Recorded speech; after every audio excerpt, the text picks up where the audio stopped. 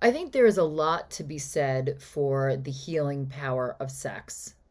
Now, I have talked before about like how I've talked about the intimacy without sex in a couple. I've talked before about how you can use sex to deepen your intimacy, how within sex with your partner, you can touch God, you can create a really sublime spiritual practice. However, even if you are not in a serious relationship, I think there is real value in sex, therapeutic healing value. So what brought this up and what piqued this line of inquiry for me is I just saw a title that, like a headline, that absolutely attracted my eye, and I so very effective headline, and it said sexual purity, like fact or fiction or something like that, and I was like, well, anything could be defined as sexual purity. It could be like pure filth, pure romance, like, you know, it in a, for example, like the Japanese, there's a Japanese beautiful art of bondage where the knots are like gorgeous, and it's called shibari. And if you Google it, I mean, it's like almost like macrame where the body is the focus in the center of the art. It's beautiful. And so if both parties are into that, and there's a big focus with it on aftercare and taking care of your partner, because it's the interplay between the two of you. How's that not pure? That sounds so pure. So I mean, and is that less pure than a couple that like always does missionary and phones it in, and there isn't much intimacy? Like, the who's to say, as my son would say.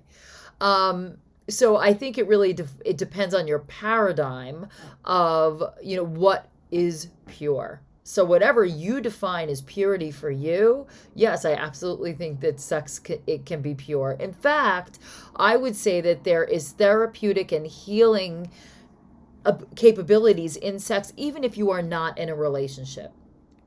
I think that the way that most people can deeply connect and open is through trust, which is through a kind of a more consecrated relationship.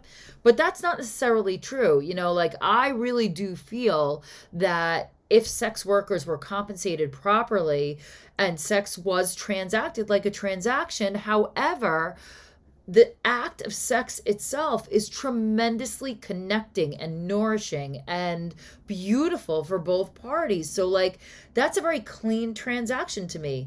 One might even say pure.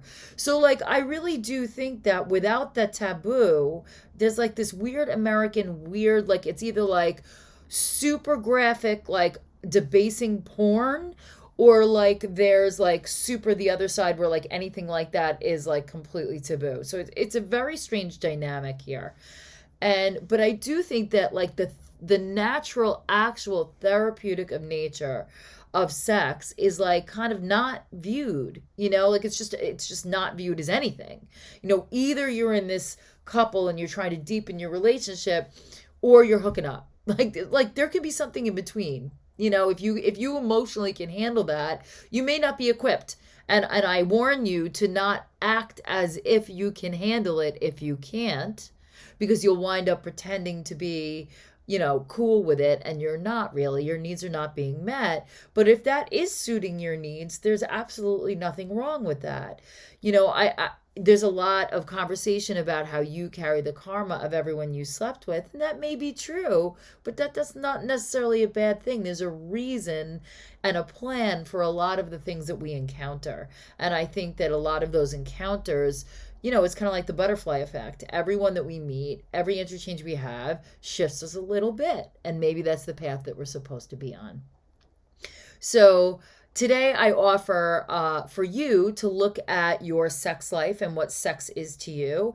And beyond passion, beyond just relationship, is it nourishing you? Is it really kind of healing and therapeutic for you? I really feel like, you know, I really, really, really understand the idea of a dominatrix. I love the idea of having a place where men can kind of leave their identities at the door and rid themselves of the shame of their desires. I understand how that really can be like so healing and actually allow and freeing them and allowing men to become whole. And similar for women, whether they feel like they want to exercise some dominant like aspects of themselves or submissive access to themselves. We all have both of those sides inside ourselves, just like we have the feminine, the masculine energy, and how you want to bring that out like a sexual nature is, it's always very interesting how that comes up from you, what turns you on, what ideas you're more attracted to rather than not.